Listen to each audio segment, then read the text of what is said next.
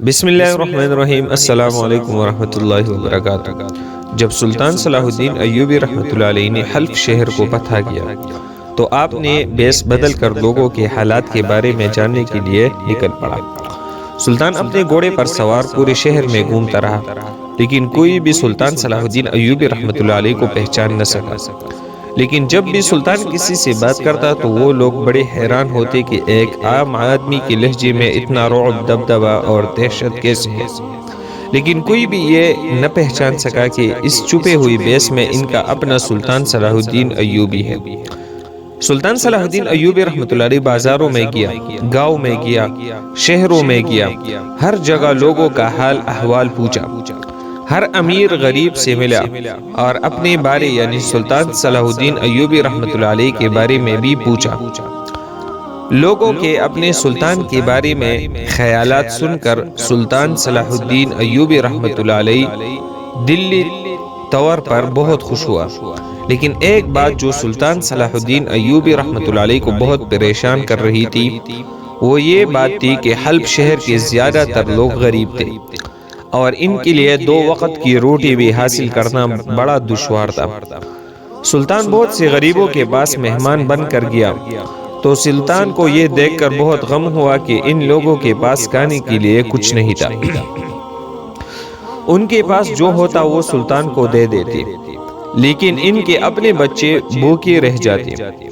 سلطان صلاح الدین ایوبی رحمۃ اللہ علیہ ان کی تھوڑی بہت مدد کر دیتا اور وہاں سے رخصت ہو کر چلا جاتا۔ اسی طرح سلطان صلاح الدین ایوبی رحمۃ اللہ علیہ نے حلب شہر کا ایک ایک چپا چھان مارا۔ ہر ایک آدمی چاہے غریب ہو، چاہے امیر اور چاہے دکاندار ہو، ہر ایک آدمی سے ملا اور حال احوال جانا۔ چند دنوں کے بعد سلطان صلاح الدین ایوبی رحمۃ اللہ علیہ پریشانی کے عالم میں بیٹھے تھے کہ علی بن سفیان کی نظر آپ پر پڑی۔ علی بن سفیان وہ واحد شخص تھا جو لوگوں کی دلوں کے راز جان لیتا تھا۔ جیسے اس نے سلطان کو دیکھا تو وہ سب کچھ جان گیا، لیکن وہ سلطان کے منہ سے سننا چاہتا تھا کہ آخر کون سی بات ہے جو سلطان کو پریشان کر رہی ہے۔ علی بن سفیان صلاح الدین ایوبی رحمۃ اللہ علیہ کے پاس گیا اور بولا، سلطان معظم، آخر ایسی کیا بات ہے جو آپ کو اتنا پریشان کر رہی ہے؟ اور اس بات نے آپ کے چہرے پر رونق ہی اڑا دی۔ جیسے کہ آپ جانتے ہیں کہ آپ تھوڑی سی پریشانی سے میرا دل دھڑکن تیز ہو جاتی ہے اور مجھ سے آپ کی پریشانی دیکھی نہیں جاتی۔ یہ باتیں علی بن سفیان سلطان صلاح الدین ایوبی رحمۃ اللہ علیہ کے خوشامد میں بالکل نہیں کہہ رہا تھا، کیونکہ وہ بھی اچھی طرح جانتا تھا کہ سلطان کو خوشامد سے بہت نفرت ہے۔ تاریخ گواہ ہے کہ علی بن سفیان صلاح الدین ایوبی رحمۃ اللہ علیہ کا بہت بڑا ساتھی اور مخلص تھا، اور بہت سی فتوحات میں علی بن سفیان نے سلطان صلاح الدین ایوبی رحمۃ اللہ علیہ کا بہت بڑا ساتھ دیا۔ سلطان صلاح الدین ایوبی رحمۃ اللہ علیہ علی بن سفیان سے مخاطب ہوتے ہوئے کہا کہ اے علی، میں نے حلب شہر میں بیس بدل کر پورے شہر کا حال احوال جانا، غریبوں کے پاس گیا، ان کا حال احوال جانا، لیکن ایک بات جو مجھے ایک لمحے کے لیے بھی سکون نہیں مل رہا وہ یہ ہے کہ حلب شہر کے لوگ زیادہ تر غریب ہیں۔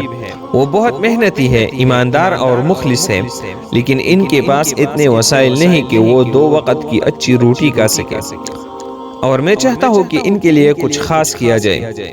یہ سن کر علی بن سفیان نے کہا، سلطان معظم، آپ جو چاہے کر سکتے ہیں، آپ ان کے لیے روزی کے مختلف ذرائع پیدا کریں اور جو آپ ان کی مدد کر سکتے ہیں۔ یہ سن کر سلطان نے کہا، وہ تو میں سب کچھ کروں گا، لیکن میں کچھ ایسا کرنا چاہتا ہوں کہ ان لوگوں تک میری مدد جلد سے جلد اور مسلسل پہنچتی رہے۔ یہ سن کر علی بن سفیان نے کہا، سلطان معظم، میں آپ کی بات کو سمجھ نہیں سکا۔ تو یہ سن کر سلطان نے فرمایا، میں چاہتا ہوں کہ ایک خاص مقام پر ایک وسیع لنگر کا اہتمام کریں اور وہ لنگر ہفتے میں ایک دن تمام غریبوں کو کھانا کھلائے گا، اور اس لنگر میں عام کھانا نہیں بلکہ جو کھانا میں کھاتا ہوں وہ ان تمام غریبوں کو کھلایا جائے گا، تاکہ حلب شہر کے کسی بھی غریب کے دل میں یہ بات نہ آئے کہ سلطان بیٹھ کر عیاشیاں کر رہا ہے اور ہم ادھر روکی سوکی روٹی کھا رہے ہیں۔ یہ سن کر علی بن سفیان نے کہا سلطان معظم آپ کی سوچ بالکل درست ہے۔ پھر سلطان نے حکم دیا کہ ایک خاص جگہ پر ایک جگہ تیار کراؤ اور پورے حلب شہر میں تمام غریبوں تک یہ پیغام پہنچا دو کہ ہفتے کے ایک دن وہ اس لنگر میں آ کر کھانا کھا سکتے ہیں۔ علی بن سفیان نے حکم کی تعمیل کی، کھانے والی جگہ کا اہتمام کیا گیا اور کھانے کا بھی اہتمام کیا گیا اور لوگوں تک پیغام پہنچ گیا۔ سلطان کی بھیجے ہوئے سواری کے جانور ان غریبوں کو لے کر آتے اور ہفتے کے ایک دن وہ اس لنگر خانے میں کھانا کھاتے اور سلطان کو دعا دیتے چلے جاتے۔ وقت گزرتا رہا اور سلطان صلاح الدین ایوبی رحمۃ اللہ علیہ بڑا خوش تھا کہ میرے شہر کے لوگ وہ کھانا کھا لیتے ہیں جو ایک سلطان کھاتا ہے۔ لیکن چند ماہ گزرنے کے بعد علی بن سفیان نے سلطان صلاح الدین ایوبی رحمۃ اللہ علیہ کو خبر دی کہ سلطان معظم پچھلے ہفتے جب لنگر کا اہتمام کیا گیا، لنگر کے اختتام پر ایک کسان کی بیوی غائب ہو گئی، لیکن ہم نے اسے شاید حادثہ سمجھا اور میں نے اپنے سپاہیوں کو ان کی تلاش میں لگا دیا۔ لیکن آج جب دوسرے ہفتہ لنگر کا اہتمام کیا گیا تو پھر حیرانی کی بات یہ ہوئی کہ ایک لوہار کی بیوی اس لنگر خانے میں غائب ہو گئی۔ یہ سن کر سلطان بڑا پریشان ہوا کہ آخر ایسی کیا وجہ ہے کہ ہر ہفتے کبھی کسان کی تو کبھی لوہار کی بیوی وہاں سے غائب ہو جاتی ہے۔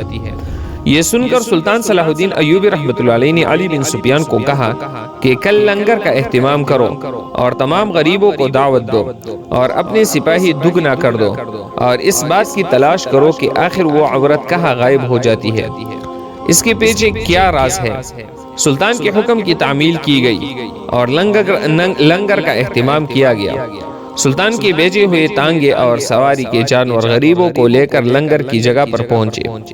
کھانے کا اہتمام ہو گیا تھا، تمام لوگوں نے کھانا کھایا، لیکن جیسے ہی شام ہوئی تو پھر ایک کمہار سر پیٹنے لگ گیا کہ میری بیوی غائب ہو گئی ہے۔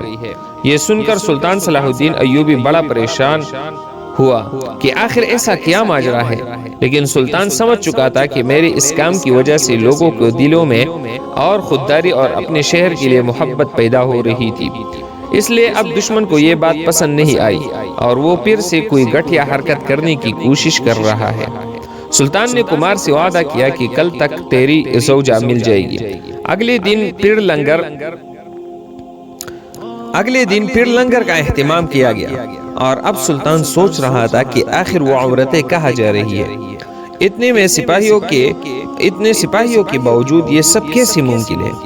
تھوڑی دیر سوچنے کے بعد سلطان صلاح الدین ایوبی رحمۃ اللہ علیہ نے بیس بدلا اور ایک سپاہی کی بیس میں لنگر خانے کے دروازے پر کھڑا ہو گیا۔ سلطان صلاح الدین ایوبی رحمۃ اللہ علیہ کی نظر چیل سے بھی زیادہ تیز تھی۔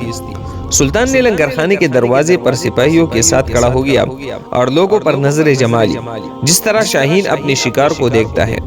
تھوڑی دیر گزری کہ ایک عورت لنگر خانے کے اندر گزری، جس کے چلنے کا انداز اس کی آنکھیں بالکل مشکوک لگ رہی تھی، لیکن اس کو کوئی آدمی نہیں پہچان سکتا تھا۔ لیکن سلطان صلاح الدین ایوبی رحمۃ اللہ علیہ نے اس کو پہچان لیا، لیکن ابھی سلطان چاہتا تھا کہ اس کو رنگے ہاتھوں پکڑا جائے۔ سلطان صلاح الدین ایوبی رحمۃ اللہ علیہ نے اس کو اندر جانے دیا۔ جیسے ہی لوگوں نے کھانا کھا لیا اور واپس نکلنے لگے تو سلطان نظر جمائے کھڑا رہا کہ آخر ایسا کیا ہوتا ہے کہ ایک عورت غائب ہو جاتی ہے۔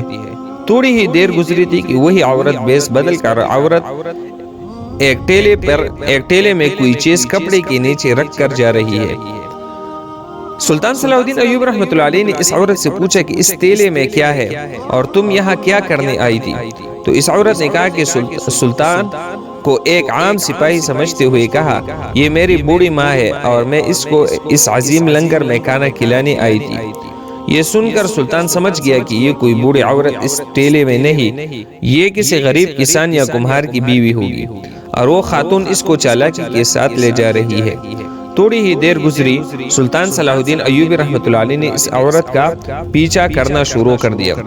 سپاہی اس وقت اس عورت کی تلاشی لینے لگے تھے، لیکن سلطان نے منع کر دیا۔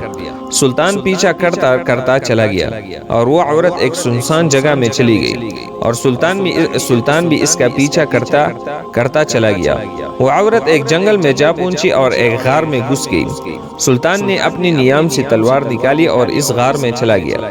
جیسے ہی سلطان غار میں گیا تو دیکھا کہ پہلے سے وہاں 3 عورتیں رسی سے بندھی ہوئی تھی، اور وہ خاتون چوتھی عورت کو بے ہوش تھی خاتون ٹیلے سے نکال رہی تھی۔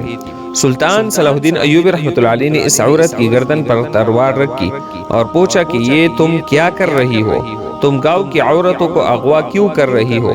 اس خاتون نے کہا تم کون ہو اور تم یہاں کیسے آئی؟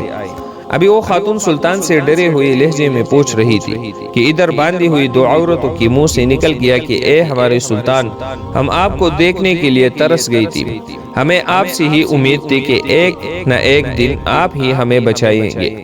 جب اس خاتون نے سنا کہ یہ سلطان صلاح الدین ایوبی ہے تو اس کے ہاتھ کانپنے لگے، اور وہ سلطان کی تلوار کو دیکھ کر سلطان کے سامنے ہاتھ باندھی کھڑی ہو گئی اور کہا سلطان معظم، میں سب کچھ سچ سچ بتاتی ہوں، آپ میری جان بخش دیجئے۔